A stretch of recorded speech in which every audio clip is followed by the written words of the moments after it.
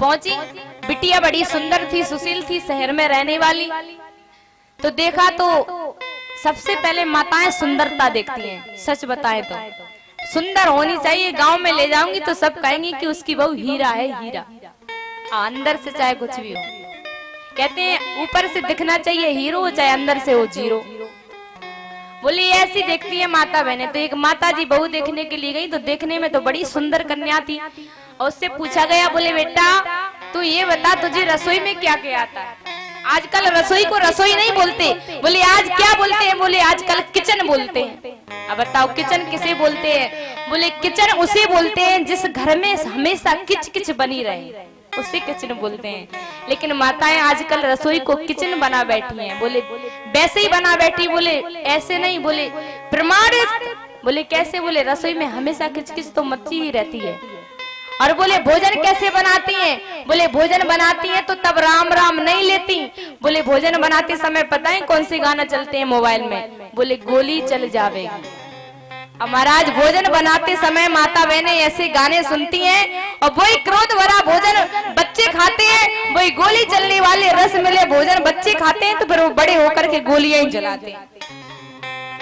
और कहते हैं कि यदि घर में आपकी किचन है तो उस किचन को छोड़ करके रसोई बोलो, और यदि आप उस रसोई में राम राम कहती हुए काम करेंगी ना, तो उस रसोई में राम नाम रूपी रस बरसेगा। उस राम नाम रूपी रस के भोजन को जब आपके बच्चे करेंगे, आपके पतिदेव करेंगे, तो उनके मन में क्रोध नहीं प्रेम उपजेगा। महाराज यदि प्रेम चाहिए तो राम नाम लो। अब कहती बहन जी राम नाम कैसे ले? हमने तो सुना है कि भजन तो बैठ करके किया जाता है। तो माताएं तो उस दिन कम आई थी, हमारे पिता लोग बहुत आए थे। हमने बताया था कि भजन बैठ करके नहीं करना चाहिए। तो बोले आप काम कर रही हैं, झाड़ू लगा रही हैं ना, तो भी हम झाड़ू हाथ से लगा रहे हैं, लेकिन जो वह हमारी जीवा है ना वो आराम कर रही, उससे राम राम रटो। हम रोटी बना रहे हैं तो भी जीवा से थोड़ी बना रहे, हाथों से बना रहे, जीवा आराम कर रही है, तब राम राम ले लो। लेकिन महाराज राम राम लेना ही नहीं है, तो फिर कहती बहन जी क्या करें, समय ही नहीं है भगवान का भजन करने का। बच्चों के कपड़े धोने, भोजन बनाना, उनको स्कूल भेजना, तैयार करना। तो महाराज एक बात बताएं, अभी बहुत अच्छा है समय। बोले कैसे? बोले लॉकडाउन का, ना तो बच्चों को स्कूल भेजना, ना ड्रेस तैयार करनी, ना लंच बनाना, फ्री है। तो कितना अच्छा है। और एक बात बताएं, पहले हम राम कथा ही करना आता था, और जब से लॉकडाउन लगाए तो भागवत कथा भी करना सीख लिया। और जिसको समय का उपयोग करना है ना, वो पता नहीं कब समय का उपयोग कर ले। बोले हमारे भैया बोले कथा याद कर लो, लॉकडाउन में तो तुम्हें जिंदगी भर याद रहेगा कि तब हमारे भारत में लॉकडाउन लगा था, तब हमने भागवत कथा करना सीखा था। कितनी अच्छी बात है। तो हमारा समय है राम नाम लेने का, तो भाव से प्रेम से लेना चाहिए। इसीलिए कहते हैं कि अगर राम नाम की बूटी को पीना है तो खुद को मिटा के पियो। और हम खुद को कब मिटाते हैं? बोले दूसरे के प्रति, संसार के प्रति। यदि संसार के प्रति मिटाओगे तो संसार आपका साथ देने वाला नहीं है। साथ तो देगा भगवान ही। तो बताएं, वो एक माताजी बहू देखने के लिए गई। उसने पूछा बेटा तुम ये बताओ तुम्हें रसोई में क्या क्या आता है? बोले माताजी मुझे रसोई में कुछ नहीं आता, सिर्फ चक्कर आते हैं। अरे बाप रे बाप, इसे तो चक्कर आते हैं। तो सोचा चलो कोई बात नहीं, देखने में सुंदर है, बेटा भी कहेगा माँ तूने बहू तो एक नंबर ढूंढी। तो बोले क्या करें? बोले कर लेते हैं सगाई। बात कर ली, बोले सगाई पक्की। बोले कैसे? बोले इसे तो कुछ आता ही नहीं है। बोले अरे कोई बात नहीं, जैसे अपनी बेटी को सिखाते हैं ना रोटी भोजन बनाना, वैसे इसको सिखा ले। सगाई कर दी महाराज। बेटी बहू घर में आई। एक दिन बहू ने चावल बनाए। अब महाराज जैसे ही चावल बनाए तो परोस के सबसे पहले सासू माँ को दिए। बोले सासू माँ आप चावल खाइए, बताइए कैसे बने हैं। तो महाराज चावलों में एक कंकड़ मिल गया तो सास को, तो वो दांत के नीचे पड़ गया। और उसने चिल्ला के कहा बहू से, बोली क्यों रे नालायक, तुझे भगवान ने दो इतनी बड़ी बड़ी आंखें दी हैं, तू कंकड़ बीन नहीं सकती थी? बहू की आवाज क्या आती है रसोई से? बोले अरे माँ भगवान ने मुझे दो आंखें दी हैं। बोले माँ भगवान ने भी तुझे 3200 दांत दिए, तू क्या एक कंकड़ नहीं खा सकती? तो जैसे को तैसा मिलता है। इसलिए महाराज सुंदरता मत देखो, संस्कार देखो।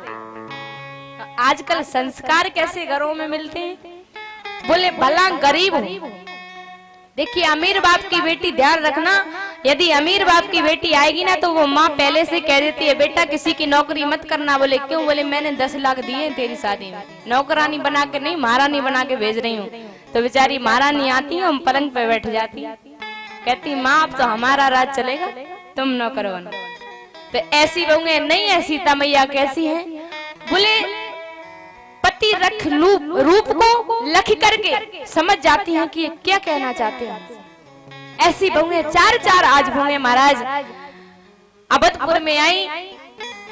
तीनों रानियों ने आरती उतारी, स्वागत सम्मान किया बहुओं का, विधिवत जो संस्कार होते हैं वो करवाए, समय शुभ जान करके कंकन छुड़वाया। और महाराज अनेक प्रकार से आज अनेक खुशियों के साथ अवध में आज राम जी चारों भाइयों के साथ रहते हैं। महाराज चारों भाइयों को चारों बहुओं को जब विश्वामित्र जी ने कौशल्या मैया को सौंप दिया तो कहते हैं माँ अब हम जाना चाहते हैं, अब हमें आज्ञा दीजिए। तो राम आज विश्वामित्र जी महाराज विदाई मांगते हैं दशरथ जी महाराज के आगे, हाथ जोड़ते हैं और कहते हैं मांगत विदा राउ अनुरागी, मांगत विदा राउ अनुरागी, सुतने समेत ठाणे भे आगे, सुतने समेत ठाणे भे आगे, करावी सदा लरी कन्ने पर छोहू, करावी सदा लर कन्ने पर छोहू, दर्शन दे रहे मोनी दोहू, दर्शन दे रहे मोनी दो। आज महाराज जैसे ही विश्वामित्र जी दशरथ जी के आगे विदाई मांगने के लिए खड़े हुए तो आज महाराज चारों पुत्रों को दशरथ जी बुला लेते हैं मुनि की विदाई के लिए। तो कहते हैं करब सदा लरिकन पर छोहू, दर्शन देत रहे मुनि मोहू। हे मुनि हमेशा मेरे बच्चों पर प्रेम बरसाते रहना, हमेशा आशीर्वाद बरसाते रहना और ऐसे ही दर्शन देते रहना। इस प्रकार से महाराज मुनियों की विदा की दशरथ जी महाराज ने। और आज राम जी जैसे ही अवधपुर में छाते हैं, अवधपुर में आनंद ही आनंद उमड़ता है। जिस घर में एक बहू आती है तो कितना आनंद होता है। सारे नगर के नर नारी बहू देखने के लिए आते हैं। बोले चलो चल करके बहू देखें। आज महाराज दशरथ जी के आंगन में अनेक बधाइयां देने के लिए आती हैं, न्यौछावर देने के लिए आती हैं, बहुओं का मुंह दिखाई देती हैं। और महाराज गोस्वामी जी महाराज अपनी रामचरितमानस में लिखती हुए कहते हैं कि आए ब्याही राम घर जब ते आए ब्याह करके आए महाराज, तब से अवध में नित्य नया आनंद उपजता है, नित्य नए अनुराग की अनुभूति होती है। इस प्रकार से महाराज राम जी आज आकर के अवध में बसते हैं। और जब ते राम ब्याह घर आए, नित्य नव मंगल मोद बधाए, भुवन चारि दस भूधर भारी, सुकृत मेघ बरसे सुखवा। मेघ से देवताओं फूल पुष्प बरसाते हैं। क्यों बरसाते हैं? क्योंकि अब तो राम जी ने रह लिया अवध में। काय हो गया? अब तो महाराज भवन में प्रवेश कर जाएंगे तो बाहर निकलेंगे ही नहीं, इसलिए पुष्प देवता बरसाते हैं कि महाराज जी इन लोगों पर आपने बहुत कृपा कर ली, अब थोड़ा हमारी तरफ भी निहार लो। तो सभी देवता पुष्प बरसा करके ठाकुर जी को निमंत्रण देते हैं कि प्रभु आपका इंतजार हम भी कर रहे हैं। तो आज अनेक प्रकार से आनंद मन रहा है।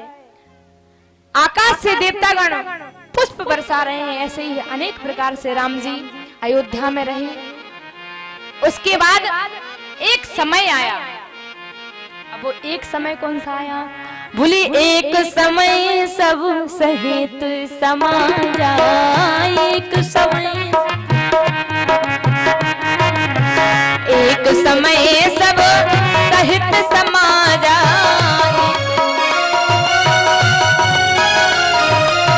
राजसभा रघुराज विराजा, राजसभा रघुराज विराजा, राजसभा रघुराज विराज। महाराज एक समय आया इस सभा में आज दशरथ जी महाराज विराजित हैं। सभी सभा बुलाई गई। दशरथ जी महाराज कहते हमारी इच्छा है क्या?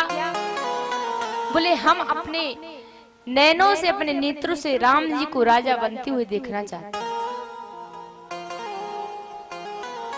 सब मन में अति आनंद से उमड़ उठे। बोले हम भी यही चाहते हैं, बस कहना नहीं चाहते।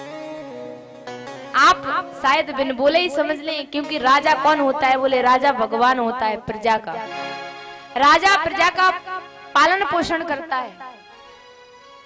आज महाराज राजा प्रजा की बात को समझ गया। विश्राम किया दशरथ जी महाराज ने। तो विश्राम समय में देखा कि उनका मुकुट जो है वो टेढ़ा हो गया है। और जैसे ही महाराज आईना लिया मुकुट को सीधा करने का, तो कान के पास में उन्हें सफेद बाल दिखाई दी। तब महाराज दशरथ जी महाराज कहने लगे कि अब समय आ गया है अति शीघ्र राम को राजा बनाने, क्योंकि अब हम राजपाट नहीं संभाल सकते। अब तो सिर्फ हमें अपना जीवन संवारना है, राजपाट राम को देना है। महाराज गुरु वशिष्ठ जी को बताया कि अब मैं आपको एक बहुत सुंदर बात बताना चाहता हूँ। गुरुजी ने कहा राजन बताइए क्या कहना चाहते हैं? तो आज महाराज दशरथ जी महाराज प्रेम में उमड़ करके कहते हैं, गुरुजी बस एक अभिलाष एक मन मोरे, पूजे नाथ अनुग्रह तोरे। हे नाथ मैं तुम्हारे चरणों को पूजता हूँ। बोले बस सिर्फ एक ही अभिलाषा है। क्या? बोले मेरे बेटे राम को राजा बना दो। वो शुभ समय निकालो, वो शुभ घड़ी निकालो।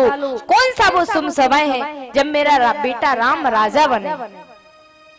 आज महाराज गुरु वशिष्ठ जी ने ध्यान धर करके देखा तो राम के राज्य का समय तो बहुत दूर है।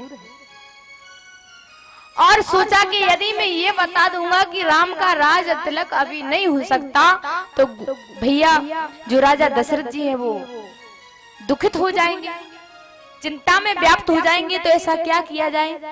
तो गुरु वशिष्ठ जी कहते हैं, राजन जिस समय आप राम का तिलक करोगे ना, वही शुभ समय होगा, वही शुभ दिन होगा, वही शुभ घड़ी होगी। तब महाराज आज दशरथ जी महाराज ने घोषणा कर दी कि कल सुबह राम को राजा बनाया जाएगा। सभी प्रजा अति आनंद में है सभी। और पता है जैसे ही इस बात का पता माँ कौशल्या को चला कि मेरा बेटा कल राजा बनेगा, मेरे बेटे को कल राम को राजा बनाया जाएगा, तो अपनी दासी से कहती है, सुन दासी, जिस दिन यानी कल मेरा बेटा राम राजा बन जाएगा ना, तो मैं तुझे 3 गांव की जागीर दे दूंगी दान में, मुझे इतनी खुशी है। तो वो सखी झूमती हुई खिलखिलाती हुई जा रही थी रास्ते। अब महाराज जैसे ही वो सखी झूमती हुई खिलखिलाती हुई रास्ते में चली जा रही थी दासी, तो वो मंथरा से टकरा गई। अब महाराज जैसे ही वो मंथरा से टकराई तो मंथरा कहने लगी कि सखी दासी तू ये बता, तू इतनी प्रसन्न क्यों है, इतनी खुशी आज तुझे क्यों है, क्या कारण है तेरी खुशी का? तू कहती तुझे पता नहीं है, तू तो बावली है। बोले क्या? बोले तुझे पता नहीं, कल राम राजा बनने वाले। और बोले कौशल्या मैया ने कहा है कि मेरा बेटा कल राजा बन जाएगा ना, तो मैं तुझे 3 गांव की जागीर दे दूंगी दान में। बोले मुझे तो 3 गांव की जागीर मिलेगी, वो तुझे कुछ नहीं मिलने वाला। बोले क्यों? तेरी रानी का थोड़ी बेटा राजा बन रहा है। बोले मेरी रानी का बन रहा है। तो महाराज इतना दासी ने कहा। तो आज मंथरा के मन में बात लग गई। और देखिए कई लोग कहते हैं कि मंथरा की गलती नहीं थी। क्यों?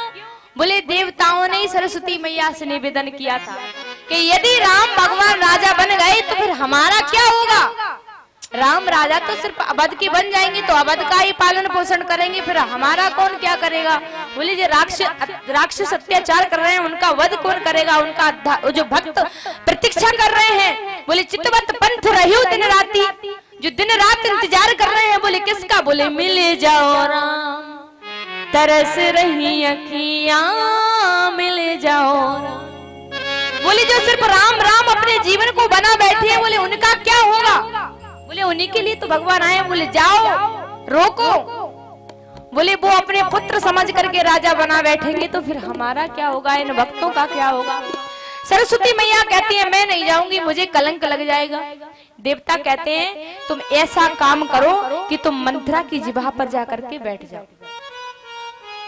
बोले मंथरा को माध्यम बना लो तो तुमसे कोई कुछ नहीं कहेगा, मंथरा को ही सब गालियां देगा। आज महाराज कहते हैं कि मंथरा को ही कलंक क्यों लगा? मंथरा किसी की दासी पर भी बैठ सकती थी। बोले राजा दशरथ की कोई 3 रानियां नहीं थी, बोले 707 रानियां थी, और कम से कम एक रानी की 2-2 दासी तो होगी। तो बोले कैकेयी की दासी पर ही क्यों बैठी, यानी मंथरा की जिह्वा पर ही क्यों सरस्वती मैया बैठी, किसी और के ऊपर भी बैठ सकती? तो कहते हैं कि ये मंथरा थी जो पूर्व जन्म में ये एक यक्षिणी थी। बोले इसका दामाद हिरण बन करके जंगल में विचरण कर रहा था।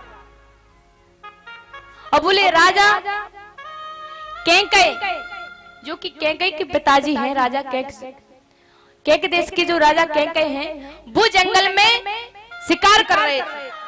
तो बोले उनने तीर चलाया, वो यक्षिणी का जो दामाद था हिरण बन के घूम रहा था, वो हिरण मर गया।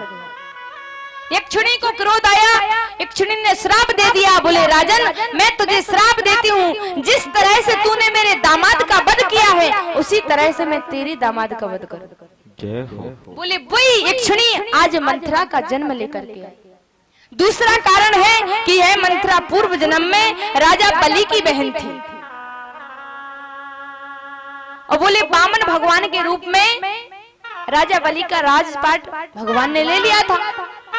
तो राजा बलि की बहन क्रोधित हो गई थी और भगवान को श्राप दे दिया था कि जिस प्रकार तुमने मेरे भाई के राजपाट को छीन लिया है उसी प्रकार से मैं तुम्हारा राज तिलक होने नहीं दूंगी, तुम्हारे राजपाट को छीन लूंगी। बोले वही बलि राजा बलि की बहन मंथरा बन करके आई। और कहते हैं तीसरा यही कारण है जो सखी ने उल्हाना दिया। तो आज मंथरा गई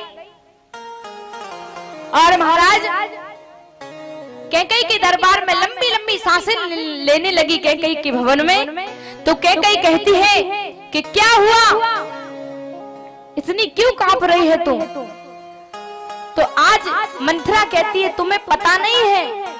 बोले क्या? बोले तुम्हें पता नहीं है कि आज राजा दशरथ तुमसे कितना छल कितना कपट कर रहे हैं। अरे तुमसे तो बनावटी प्रेम करते हैं, तुमसे सच्चा प्रेम थोड़ी करते।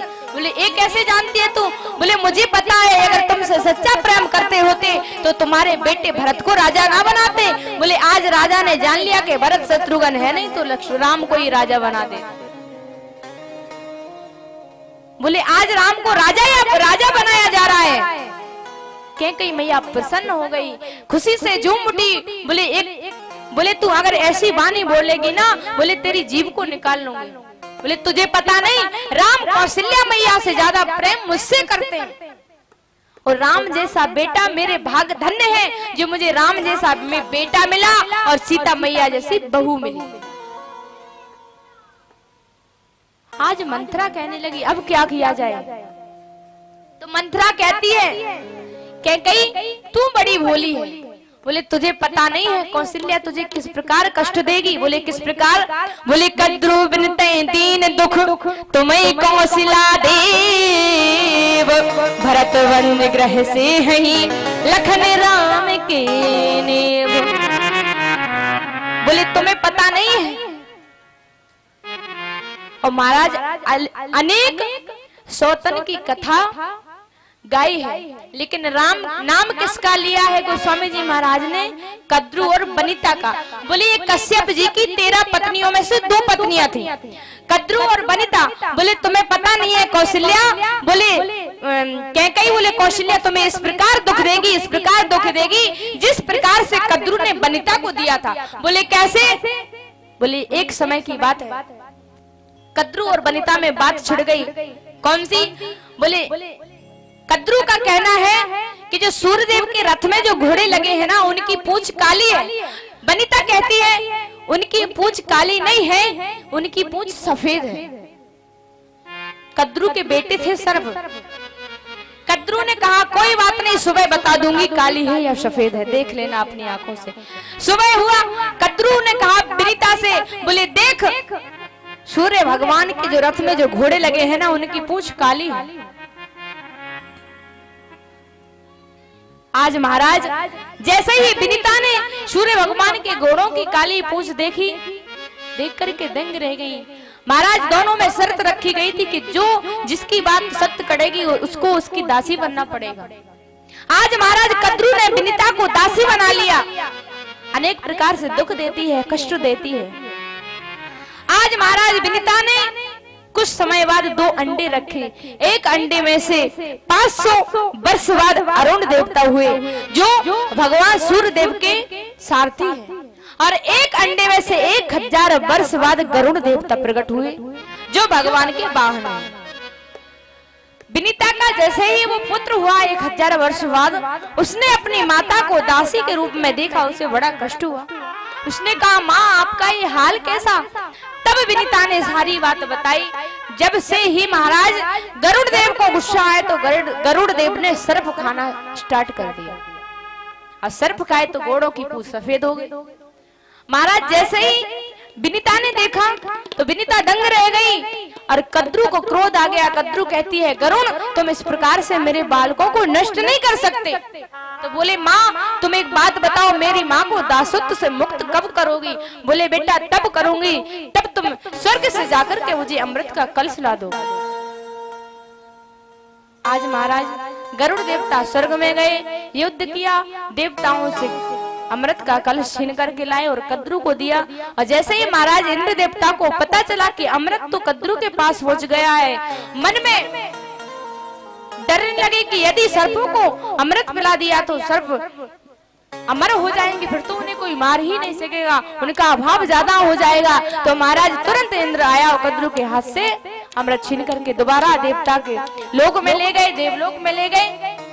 इस प्रकार से महाराज कहती हैं कि जिस प्रकार से कद्रू को विनीता दुख देती है, विनीता को कद्रू दुख देती है, उसी प्रकार से तुम्हें कौशल्या कष्ट देगी, क्योंकि महाराज सौत का कष्ट बड़ा बुरा होता है। बोले भरत भैया को बंदी गृह में डाल देगी और लक्ष्मण राम के चरणों में रहेंगे। आज महाराज जब इतनी बात बताई,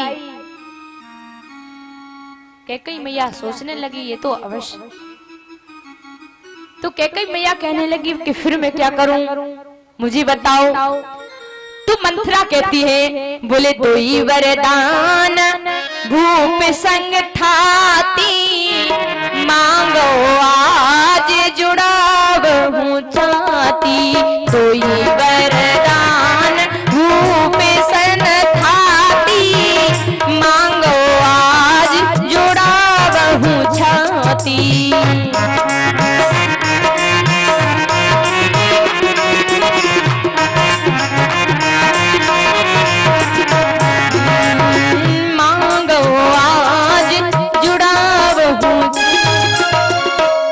जाकर के 2 वरदान भूषण थाती और मांगो आज जुड़ाव छाती।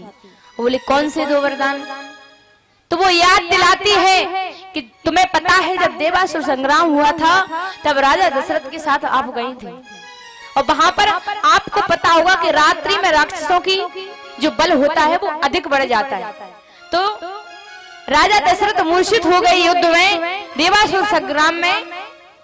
तो महाराज अपने मुख में घोड़ा की लगाम को दबाया कैकेयी मैया ने, और इतने बाणों का प्रहार किया कि उससे राजा दशरथ के प्राण बचा लिए, और जो सारथी था वो युद्ध में मारा गया। महाराज जैसे ही थोड़े समय बाद राजा दशरथ की मूर्छा जागी तो रानी को देखा कि घोड़ा की लगाम मुख में दबाए हैं। तुरंत खड़े होकर के लगाम पकड़ी और महाराज जैसे ही दशरथ जी महाराज ने लगाम पकड़ी तो जो रथ का जो पहिए का होता है ना धुरा, वो टूट गया। और महाराज जैसे ही रथ के पहिए का धुरा टूटा तो कैकेयी मैया ने तुरंत नीचे उतर करके अपना हाथ लगा दिया। अब हम लोगों में विचार आता है कि कैकेयी मैया ने हाथ लगा दिया तो क्या कैकेयी मैया का जब धुरा टूट गया तो कैकेयी मैया का हाथ नहीं टूटा होगा? कैकेयी मैया का हाथ लहूलुहान नहीं हुआ होगा? तो नहीं। क्यों? बोले वरदान था कैकेयी मैया को किसका? दुर्वासा ऋषि का। दुर्वासा ऋषि का कैकेयी मैया को वरदान था। क्या? कैकेयी मैया ने एक दिन बचपन में दुर्वासा ऋषि समाधि में समाधिस्थ थे तो कैकेयी मैया ने दुर्वासा ऋषि के मुख पर स्याही पोत दी थी, पुतला बना दिया था। बच्चे उल्टा सीधा काम करते हैं तो बचपन में पोत दी। दुर्वासा ऋषि वैसे ही गुस्सा में क्रोधी ऋषि है। देव ऋषियों में सबसे क्रोधी ऋषि दुर्वासा ऋषि। कैसे? बोले नाक पे गुस्सा रखे रहते हैं, जब आया तो पटक दिया। बोले ऐसे दुर्वासा ऋषि ने तुरंत श्राप दे दिया, कन्या तूने मेरे मुख पे कलंक होता है, कालिक होती है, मैं तुझे श्राप देता हूँ। तुझे एक दिन ऐसा कलंक लगेगा, ऐसा कलंक लगेगा जिसका इतिहास रच जाएगा। और बोले किसी ने दुर्वासा ऋषि का जो दंड होता है ना, जो हमारे दादाजी हाथ में लेके जाते हैं छड़ी, किसी ने दुर्वासा ऋषि का दंड छुपा लिया था, चोरी कर लिया था। दुर्वासा ऋषि ने कहा मेरा दंड कहाँ है? तुरंत कैकेयी मैया ने ला करके दे दिया तो दुर्वासा ऋषि प्रसन्न हो गए। बोले बेटी तुमने मेरा दंड ला करके दिया, मैं तुम्हारे ऊपर प्रसन्न हूँ, तुम्हें एक वरदान देता हूँ। क्या? बोले जब तुम्हें आवश्यकता पड़ेगी, जब तुम चाहोगी तो तुम्हारा हाथ वज्र का हो जाएगा। बोले कैकेयी मैया का हाथ वज्र का हो गया था इसलिए उन्हें कुछ नहीं हुआ। राजा दशरथ की रक्षा की तो राजा दशरथ प्रसन्न हो गए। बोले देवी वरदान मांगो। कैकेयी मैया कहती प्रभु वरदान इसमें क्या? बोले मैं तुम्हारी धर्म पत्नी हूँ, मेरा कर्तव्य है पति की रक्षा करना और पति का कर्तव्य है पत्नी की रक्षा करना। बोले मैंने तो तुम्हारी रक्षा की, इसमें वरदान मांगने की कौन सी बात है? बोले नहीं देवी हमारा मन है, आप वरदान मांगिए। तो कहती है प्रभु मेरा वरदान धरोहर में रखिए, जब समय आएगा तो मांग लेंगे। ऐसे ही महाराज एक समय की बात है, राजा दशरथ अपना विवाह करके आए थे, अवध में विश्राम कर रहे थे तो इंद्र का एक दूत आया था जो कि अवध में अनेक प्रकार से खेल दिखा रहा था, अनेक प्रकार से अपनी लीलाएं दिखा रहा था। बच्चे बड़े मग्न हो रहे थे, प्रसन्न हो रहे थे। तो उनने कहा कि इसको तो हमारे भवन में ही रहने दो, जब हमारे बच्चे ज्यादा बालक प्रसन्न है तो इसे यहीं पे रहने दो। तो वो उसने कहा कि नहीं मैं तब तक नहीं रह सकता जब तक राजा का आदेश नहीं होगा। इंद्र भगवान ने बोल दिया कि ठीक है आप रह सकते हैं। महाराज उसी समय बोले जब विवाह करके आए तो दशरथ जी महाराज की देखिए बड़ी महिमा है, जैसी राम जी की है वैसी दशरथ जी महाराज की। जब दशरथ जी महाराज का बोलो रथ पे बैठ करके जन्म हुआ हो, जिसे देखने के लिए कौन नहीं आएगा, सब आते हैं। तो महाराज शनि देवता शनि भगवान की इच्छा हुई कि मैं दशरथ जी को दर्शन करना चाहता हूँ। तो गुरु ने कहा वशिष्ठ जी ने कि आप दशरथ जी का दर्शन नहीं कर सकते। बोले क्यों? बोले आप में इतना तेज है कि दशरथ शायद आपके सामने न रुक पाए, जल करके भस्म हो जाए। शनि महाराज ने कहा मुझे तो दर्शन ही करना है। तब उपाय बनाया कि एक पर्दा लगा दो। पर्दा लगाई गई, उसके बाहर दशरथ जी को बिठाया गया, एक साइड शनि महाराज को खड़ा किया गया और सिर्फ उंगली निकाल के दिखाई तो महाराज उंगली जल गई। इतना प्रकाश शनिदेव का। तो महाराज और अधिक पीड़ा दशरथ जी महाराज को होने लगी। तो पीड़ा का कारण पूछा कि ये पीड़ा का निवारण कैसा होगा। तो वेद ऋषियों ने बताया कि इस पीड़ा का निवारण तभी होगा जो पत्नी इस उंगली को चूस लेगी, इनकी पीड़ा उस पत्नी में चली जाएगी। तुरंत कैकेयी मैया दौड़ करके आई, दशरथ जी महाराज की उंगली को चूस लिया, उंगली उनकी पीड़ा कैकेयी मैया के भीतर चली गई और दशरथ जी महाराज निस्वस्थ। तब भी महाराज दशरथ जी प्रसन्न हुए और कहा देवी वरदान मांग। तो एक वरदान पहले का और एक वरदान ये वाला, दो वरदान हो गए। आज भी कहती है कैकेयी मैया के स्वामी मुझे आज नहीं चाहिए, धरोहर में रखिए, जब समय मिलेगा तब मांग लेंगे। तो मंथरा कहती है देवी तुम्हें पता नहीं है तुम्हारे दो वरदान उधार है। इसके पास, दशरथ जी के पास। आज वो समय आ गया है, आप जाकर के वो 2 वरदान मांगो। बोले 2 ही वरदान भूप सन थाती मांगो, आज जुड़ावो छाती।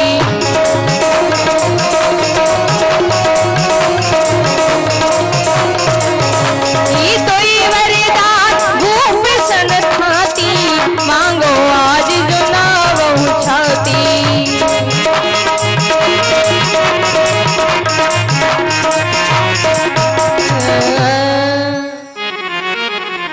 बोले 2 ही वरदान में मांगो। बोले क्या मांगू? बोले पहले वरदान में भरत को टीका, भरत बेटे को राज तिलक, और दूसरे में बोले दूसरे में राम जी को वनवास। आज महाराज इतना सुना, कैकेयी मैया कहती है राम जी को वनवास देने से अच्छा है कि भरत को टीका ही मांग ले, वही बहुत है। मंत्रा कहती है ऐसा हो नहीं सकता। बोले कैसे? बोले जब तक राम उपस्थित रहेंगे तब तक भरत राजा बनने के लिए तैयार नहीं हो सकता, इसलिए आपको दोनों वरदान ही मांगना पड़ेंगे। लेकिन ध्यान रखना, वरदान कब मांगना? बोले जब राजा दशरथ सौगंध राम की खा जाएंगे, जब वो आपको वचन देंगे तब वरदान मांगना। बोले ऐसे तो बिना वचन दिए तो राजा दशरथ ये वरदान आपको दे ही नहीं सकते। आज महाराज कैकेयी को मंथरा ने अनेक प्रकार से भड़काया और कहा कि वरदान तुम्हें यदि मांगना ही है तो कोप भवन में जाकर के बैठ जाओ। आज महाराज सब आनंद में है, लेकिन मंथरा ने कैकेयी मैया को कोप भवन में भेज दिया। पुराने वस्त्र पहना दिए, सारे आभूषण उतार दिए, केस बिखेर दिए। महाराज एक बात बताएं, पहले जब घर बनवाते थे लोग बाग तो कोप भवन बनाया जाता था अलग से। बोले क्यों? बोले जब पतिदेव से पत्नी गुस्सा होती थी, नाराज होती थी, तो कोप भवन में जाके बैठा जाता। बोले आज क्यों नहीं बनाया जाता कोप भवन? बोले आज इसलिए नहीं बनाया जाता, बोले आज पत्नियों के रूठने का समय का पता ही नहीं है, कब रूठ जाएं और कब प्रसन्न हो जाएं। और एक बात बताएं, एक माताजी अपने मायके जा रही थी पतिदेव के साथ, तो वो अपने पतिदेव से कहती हैं कि आप मेरे मायके जा रहे हो, ध्यान रखना वहां पर आपको शांत रहना है, चुप रहना है, चुप रहियो। पतिदेव कहते हैं अच्छा। बोले क्यों? बोले वो मेरे बाप का घर है। तो महाराज वो पति कहता है बड़े क्रोध में आकर के, बोले बता तेरा बाप का घर है तो मुझे चुप रहना पड़ेगा। बोले मेरे बाप का घर क्या तूने लड़ाई का वो स्थान समझ लिया है, ये तो सेना समझ ली है जो तू रोज महाभारत करती रहती है। तो महाराज कहते हैं बेटा ऐसा होना चाहिए जो माता पिता का सेवक हो, पत्नी का सेवक नहीं, क्योंकि आजकल के बेटे माता पिता की सेवा कम करते हैं, पत्नी की ज्यादा करते हैं। बोले कैसे? बोले बता देते हैं। एक बेटा इतना अच्छा है जो माता पिता की सेवा करता है, और एक बेटा कैसा होना चाहिए? एक भक्त ने बहुत सुंदर भाव लिखा है, बोले बेटा ऐसा होना चाहिए। एक जगह की बात है, एक माताजी बहुत बड़ी भक्त थी ठाकुर जी की, सुबह उठती थी, सुबह पूजा पाठ करती थी, उसके बाद घर का काम करती थी। तो उनके बेटे की शादी हुई और बेचारी वो सासू मैया 4 बजे उठ जाएं, 4 बजे से गरुड़ घंटी बजाने लगे, तुलसी मैया की पूजा करने लगे। बहू कहती है क्या माँ जी आप रोज रोज घंटी बजाने लग जाती हो, मुझे सोने ही नहीं देती, मेरी नींद पूरी ही नहीं हो पाती, और आप सुबह सुबह जगा देती हो। पूजा थोड़ी 6 बजे के बाद कर लिया करो, मुझे बहुत तेज नींद आती है, सुबह सुबह ही तो सोने में मन लगता है। सास कहती है अच्छा तेरी वजह से मैं अपनी पूजा का नियम बंद कर दूं, ऐसा कभी नहीं हो सकता। महाराज दूसरा दिन हुआ, सुबह सासू माँ उठी, स्नान ध्यान किया, तुलसी मैया के सामने गई, दीपक जला के और कहने लगी जय जय जय तुलसा महारानी, घर में हो संपत्ति मनमानी। बहू को बड़ा गुस्सा आया, बहू ने कहा कोई बात नहीं, आज आप पूजन कर लो ठीक से। शाम को पतिदेव को बुलाया, बोले जाओ सब्जी मंडी। बोले क्या? बोले सब्जी मंडी से गाजर और मूली लेकर के आओ। अब बेचारा पतिदेव सीधा साधा, बोले खाने के लिए चाहिए तो मैं लेकर के अभी आता हूँ। गया सब्जी मंडी से गाजर और मूली लेकर के आया। जब सुबह हुई, सासू माँ फिर सुबह 4 बजे उठी और गाने लगी, बोले जय जय जय तुलसा महारानी, घर में हो संपत्ति मनवानी। बहू आई पीछे से, थाल में गाजर और मूली रखी और कहती है बोले जय जय जय मेरी गाजर मूली और सास मरे नंदी होए लूली। बोले इन्होंने उदम मचा करके रख दिया, सास तो मर ही जावे और नंदी लूली हो जाए। अब महाराज जैसे ही इतना सास ने सुना बड़ा गुस्सा है, बोले मैं तो सोच रही थी बेटा तू भोग लगाने के लिए आई है, बोले तू तो हमें मारने के लिए विनती कर रही। बोले हम तो कर रहे हैं कि घर में हो संपत्ति मनमानी और माता पिता के लिए संपत्ति क्यों चाहिए, बोले मेरे बेटा बहू आराम से बैठ करके खा सके। महाराज यही बात शाम को बेटे को बताई सासू ने, तो बेटा ने कहा माँ इसका निवारण तो करना पड़ेगा वरना तो फिर और कुछ आगे होगा।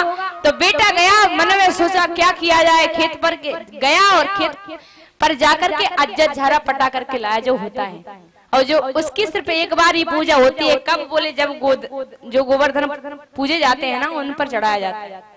तब महाराज वो अज्जर झारा पटा करके लाया, और सुबह जब जैसे ही हुई 4 बजे तो बहू उठ गई, बेटा उठ गया और सासू माँ उठ गई। तीनों ने नहा लिया, तीनों ने चंदन तिलक लगा लिया, और पहले सासू मैया पूजा करती है, बोले जय जय जय तुलसा महारानी घर में हो संपत्ति मनमानी। तो पीछे से बहू करती है, बोले जय जय जय मेरी गाजर मूली और सास मरे नंदी हुई लूली। तो पीछे बेटा खड़ा है अज्जर झारा हाथ में लिए, वो बोलता है बोले जय जय जय मेरी अज्जर झारे और ससुर मरे मेरे साथ। तो महाराज बेटा ऐसा होना चाहिए जो माँ की तरफदारी करे, ऐसा नहीं कि जो बहू का गुलाम बने। क्योंकि महाराज जो माँ की चरणों में रहेगा तो कहते हैं कि माता पिता के चरणों में स्वर्ग होता है। जो माता पिता के चरणों में रहता है ना उसे स्वर्ग जाने की आवश्यकता नहीं पड़ती, उसे यहीं पर स्वर्ग मिल जाए। तो महाराज आज ऐसे माता पिता, तो महाराज कहते हैं कि आज कैकेयी मैया रिसा गई और कहाँ पहुंची, बोले कोप भवन। अब कहते हैं जब पति पत्नी का झगड़ा होता है ना तब कोप भवन में ही जाती थी। और पति पत्नी का झगड़ा आपको मालूम होगा कैसा भैया, हमें तो पता नहीं है। पति पत्नी लड़ते हैं तो इतने बड़े लड़ते हैं, बोले कैसे, बोले एक पति पत्नी थे तो पति ने कहा कि अगर तू असल बाप की हो तो मेरे से बात मत करना। पत्नी भी बोलती है मैं तुमसे कम नहीं हूं, अगर तुम असल बाप के हो तो मुझसे बात मत करना। हमारा जी यही बात दोनों में छिड़ गई। बीतते बीतते बीतते बीतते 1 नहीं 2 नहीं 3 महीने हो गए, तीनों आपस में बोले नहीं। बताओ एक घर में रहते हैं, पत्नी भोजन बना देती है, पति उठा करके खा लेता है, बोलने का कोई कॉलम ही नहीं। और जैसे ही महाराज एक दिन पति के मन में बात आई कि चलो कोई बात नहीं, पत्नी मेरी ही है, बोल लेता हूँ, बिना बोले काम कब तक चलाएंगे। तो पति जैसे ही बोलने के लिए गया, बात करने के लिए गया, तो वो बात याद आ गई, कौन सी, कि अगर तुम असल बाप के हो तो मुझसे बात मत। बोले यदि मैं बात कर लूंगा तो मैं नकल बाप का हो जाऊंगा, बोले मैं नहीं कर सकता। एक दिन पत्नी ने सोचा पति देव नहीं बोल रहे, कोई बात नहीं, मुझे छोटी बन जाना चाहिए। जैसे ही वो बेचारी बात करने के लिए गई, उसे वही बात याद आ गई कि अगर तुम असल बाप के हो तो मुझसे बात मत। पति ने कहा कि अगर मैं बात नहीं करूंगा तो फिर काम चलने वाला नहीं है। पति बोला ऐसा उपाय करना चाहिए कि जिससे बात शुरू हो जाए और ना उसको बोलना पड़े और ना मुझे बोलना। तो महाराज पति देव पीते थे बीड़ी। अब दरवाजे पे चबूतरा सबके बना होता है, तो उसके दरवाजे पे चबूतरा बना था, बीड़ी सिलगाई और नया कुर्ता पहना और कुर्ते का ऐसा कुन्ना निकाला और कुर्ते को जला लिया और बीड़ी लग गए ऐसे पीने, मतलब किसी को पता ही नहीं कि इनका कुर्ता जल रहा है। अब बोले अंदर से पत्नी निकल के आएगी तो उसे पता चल जाएगा कि कुर्ता जल रहा है, दिख जाएगा। तो महाराज पति देव बीड़ी पी रहे हैं, अंदर से पत्नी निकल के आई, कहने लगी ओहो इनका तो कुर्ता जल रहा है और थोड़े समय बाद ये भी जल जाएंगे। बोले क्या किया जाए, हम तो दोनों में बोलते ही नहीं है। तो महाराज पत्नी कहती है, बोले किसी का कुर्ता जले तो हम क्या, किसी का कुर्ता जले तो हम क्या करें। अब महाराज इतना जब पति देव ने सुना, झट से कुर्ता बुझाया, बोले कुर्ता जला तो जला, हमारी बातचीत शुरू तो हुई। तो महाराज पति पत्नी में तो ऐसा झगड़ा होता है, लेकिन ऐसा नहीं, प्रेम का झगड़ा होना चाहिए, क्योंकि पति पत्नी गृहस्थ जीवन के गाड़ी के दो पहिए होते हैं। महाराज आपको पता होगा कि गाड़ी के दो पहिए होते हैं, तो यदि गाड़ी का एक पहिया पंचर हो जाएगा तो दूसरी गाड़ी चल नहीं सकती, क्योंकि एक पहिए के बल पे गाड़ी कभी नहीं चलती। यदि चलेगी तो या तो खंती में गिरेगी या कुएं में गिरेगी। इसलिए यदि ग्रस्त जीवन की गाड़ी को चलाना है तो दोनों पहियों को एक साथ चलना होगा। आज महाराज कैकेयी मैया रूठकर गोप भवन में बैठी है। राजा दशरथ जी को जैसे ही पता चला कि कैकेयी गोप भवन में है, महाराज दौड़े दौड़े आए, कैकेयी के पास गए, क्योंकि राजा दशरथ कैकेयी मैया से अधिक प्रेम करते थे। प्रेम तो सभी रानियों से करते थे, पर कैकेयी मैया से अधिक प्रेम था। तो आज राजा दशरथ कैकेयी मैया के पास आए और पूछने लगे, बोले अरे कैकेयी, ये शुभ दिन है, मंगल का दिन है, खुशियों का दिन है, बोले आज आपको कौन सा दुकान पड़ा? बोले राजन आपसे मुझे कुछ चाहिए। बोले क्या चाहिए? बोले मांग लो जो मांगना है। बोले अरे सुबह मेरा राम राजा बनेगा। बोले जो तुम्हें मांगना है मांग लो, मैं देने के लिए तैयार हूँ। रानी कहती है कैकेयी कि देने देने की बात करते हो, सिर्फ कहती रहती हो, कभी देते लेते कुछ नहीं हो। तब महाराज राजा दशरथ कहते हैं देवी आज मैं सत्य कहता हूं। कैकेयी मैया कहती है राम जी की शपथ खाओ। दशरथ जी कहते हैं राम जी की शपथ तो नहीं खा सकता, लेकिन आपको वचन दे सकता हूँ। क्या? बोले रग कुल रीत सदा चली आई, रग कुल रीत सदा चली आई, प्राणी जाए पर वचन न जाए, प्राण जाए पर वचन न जाए। जय सिया राम, जय सिया राम, जय सिया राम, जय सिया राम, जय सिया राम, जय सिया राम, जय सिया राम, जय।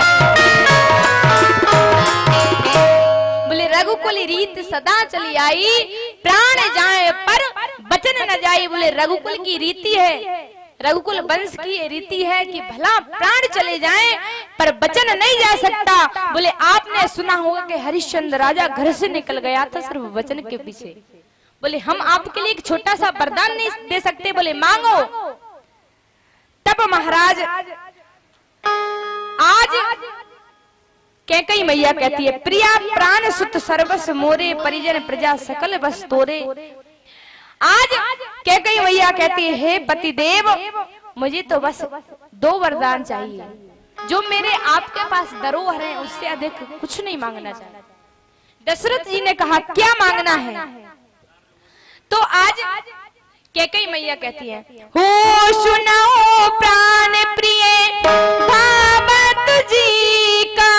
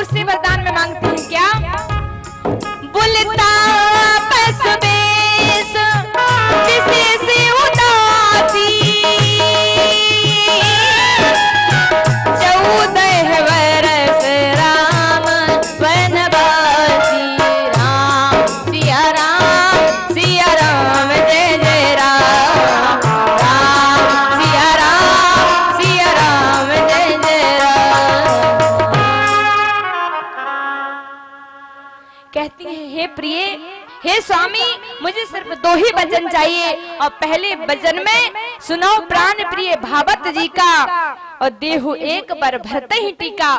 पहले वरदान में मुझे अपने बेटे भरत के लिए तिलक राजगद्दी चाहिए, और दूसरे वरदान में तापस बेश विशेष उदासी। कई विद्वान कहते हैं कि ये बताओ, राम जी को वनवास मांगा था तो फिर सीता जी क्यों गई? राम जी को वनवास मांगा था तो भैया लक्ष्मण क्यों गए? तो एक बात बताइए, एक ही चौपाई में तीनों को वनवास मांगा है। कैसे? बोले तापस बेश विशेष उदासी। तापस बेश यानी राम जी, विशेष यानी शेष भगवान लक्ष्मण, और उदासी यानी उनकी दासी सीता मैया। तापस बेश विशेष उदासी, और 14 बरस राम वनवासी। कहते हैं कि तीनों को वनवास एक ही चौपाई में कैकेयी मैया ने मांग लिया। हमारा जैसे इतनी वाणी सुनी, सुन मृदु बचन भूप ही सोकू, शशिकर छुअत विकल जिनको। जैसे ही इतनी वाणी आज महाराज दशरथ ने सुनी तो शोक में आकर के, राम जी के वियोग में आकर के धरती पर गिर पड़े।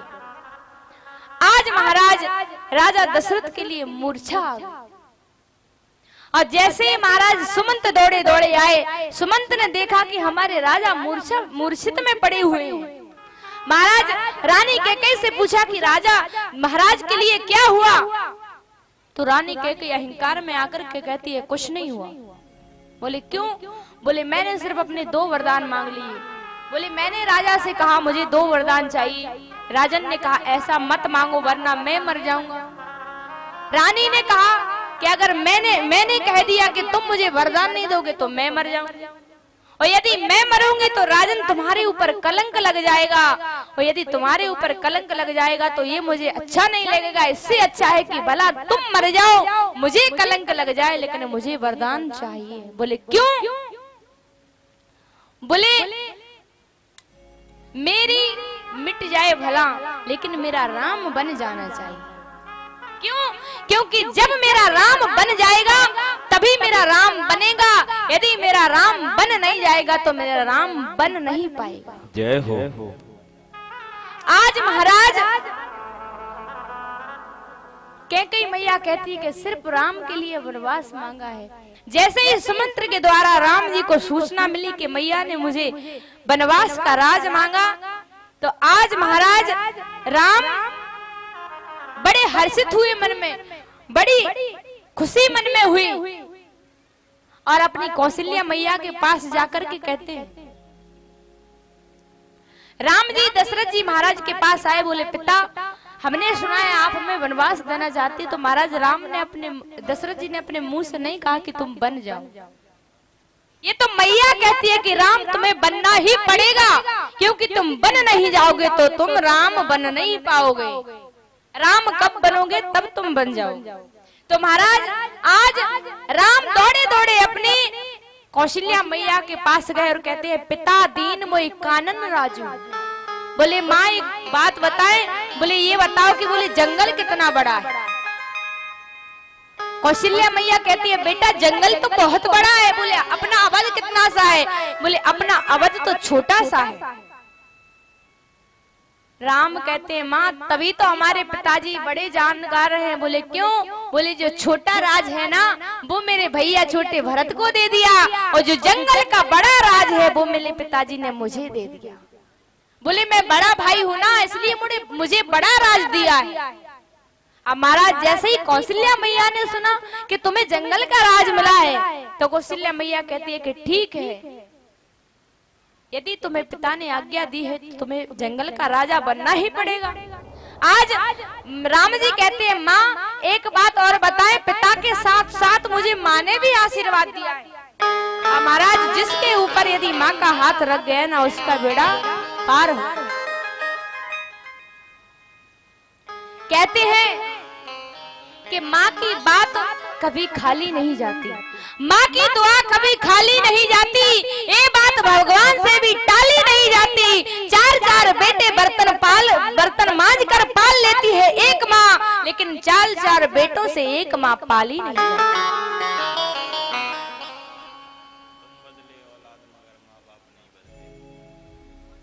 आज महाराज लक्ष्मण जैसे ही राम जी वन के लिए जाने के लिए तैयार हुए तो महाराज आज लक्ष्मण भैया सीता मैया को पता चला तो सीता मैया भी कहती है स्वामी मैं भी आपके साथ वन। क्यों? क्योंकि नाथ जिए बिन देह नदी बिन वारी और तैसे ही नाथ पुरुष बिन नारी। बोले आपके बिना तो मैं अधूरी हूँ। पत्नी बोले पति की परछाई होती है और शरीर से परछाई कभी अलग नहीं की जा सकती, इसलिए हे पतिदेव, हे प्राण प्रिय, हे मेरे स्वामी, मैं तो आपके साथ चलूंगी। राम जी कहते हैं सास ससुर गुरु सुजन सुहाई, सुत सुंदर सुतीर सुखदाई। हे पत्नी, हे माँ सीता, हे वैदेही, तुम सास ससुर की सेवा करना। कहते हैं कि महाराज अनेक प्रकार से राम जी ने सीता मैया को समझाया, लेकिन सीता माँ कहती है नहीं मैं तो आपके साथ ही चलूंगी। तो महाराज कहा ठीक है, माँ का आशीर्वाद लिख करके आओ। कौशल्या मैया के पास माँ किशोरी जी गई, किशोरी जी को भी आशीर्वाद दिया कि ठीक है हे जानकी मैं आपको नहीं रोक सकती, क्योंकि पत्नी तो पति के बिना अधूरी होती। आज किशोरी जी को भी आशीर्वाद मिल गया। महाराज जैसे ही दोनों बन के जाने के लिए तैयार हुए तो लक्ष्मण भैया को पता चल गया। और जैसे ही महाराज लक्ष्मण भैया को पता चला तो लक्ष्मण भैया दौड़े दौड़े आए, कहने लगे भैया मैंने सुना है आप बन जा रहे हो। राम ने कहा सही सुना है, हम सच में जा रहे हैं। तब महाराज लक्ष्मण भैया कहने लगे भैया आपको पता है जब से जन्म लिया है तब से मैं हमेशा आपके साथ रहा हूं, अब आप मुझे क्यों अपने से अलग कर रहे हो? मैं आपके बिना नहीं रह सकता।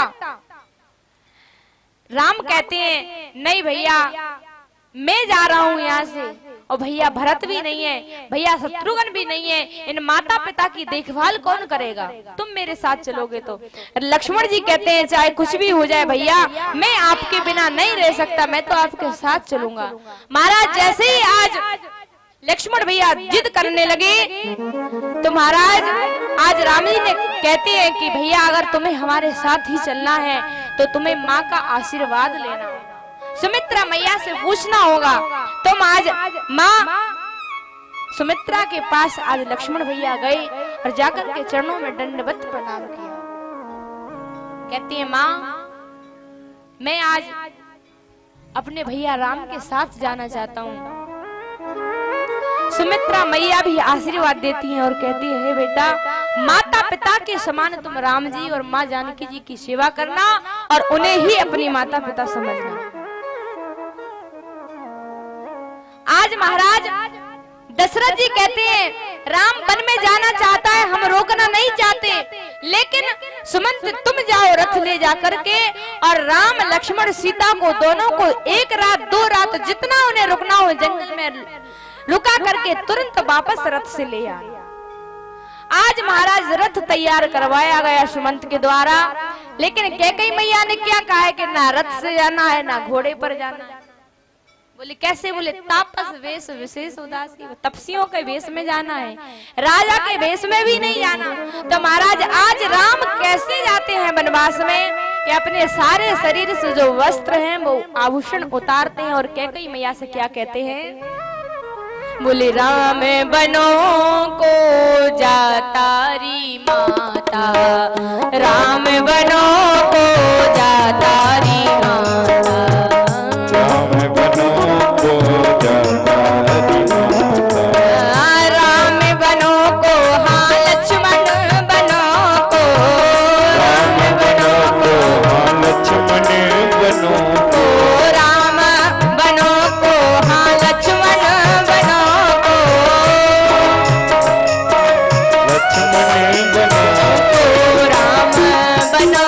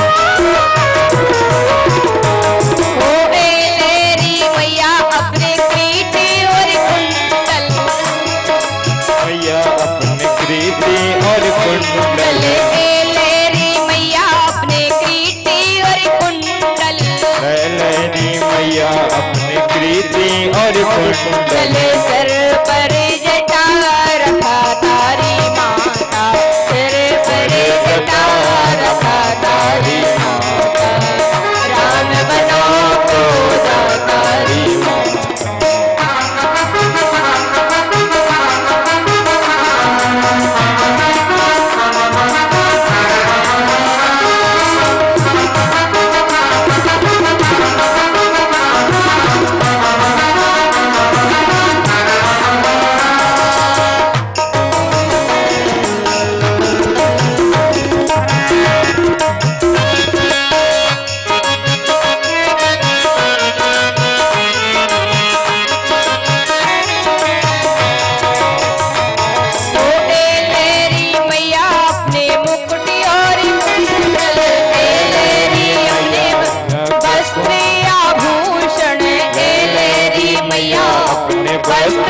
आभूषण ये लेरी मैया अपने वस्त्र आभूषण,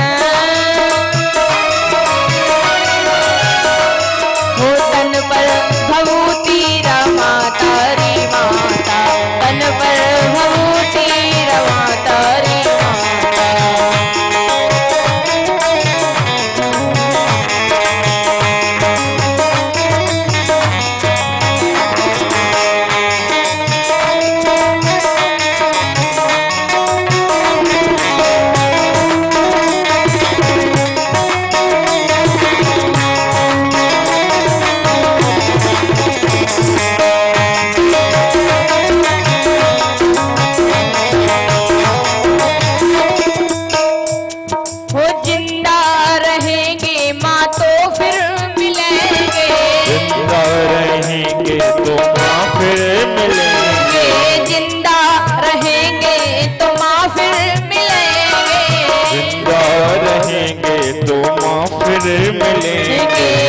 काल सभी को खातारी माता, काल सभी को खातारी माता।